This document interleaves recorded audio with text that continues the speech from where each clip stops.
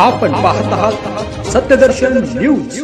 EVM ऐवजी मतपत्रिकेवर मतदान, मराठा आंदोलकांच्या एका खेळीने जिल्हा प्रशासनासमोर मोठा पेच निर्माण झाला आहे।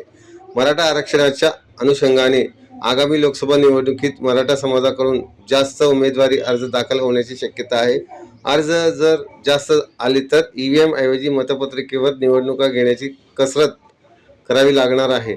मतपत्रिका व मतपेट्याचा वापर करणे पण जिकिरीचे काम असणार आहे।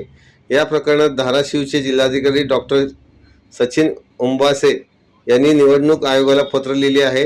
मराठा आरक्षणासाठी राज्यात लढा सुरू आहे। या लढ्याला यश येत असतानाच सगळे सोयरेवरून सरकार आणि मराठा आंदोलकांचे मध्ये पुन्हा तणाव वाढला आहे। 10% मराठा आरक्षण देऊन सरकारने फसवणूक केल्याचा आरोप मराठा आंदोलक मनोज जरांगे पाटील यांनी केला आहे।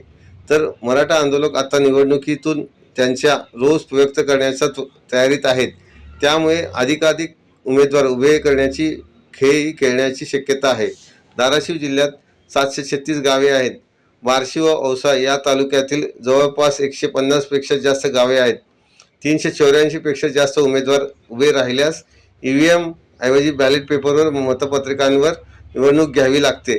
मराठा आरक्षणाच्या अनुषंगाने आगामी लोकसभा निवडणुकीत मराठा समाजाकडून जास्त उमेदवारी अर्ज दाखल होण्याची शक्यता आहे। जास्त उमेदवारी अर्ज आल्यास ईव्हीएम ऐवजी मतपत्रिकेवर निवडणूक घ्यावी लागणार असल्याचे प्रशासनाचे म्हणणे आहे।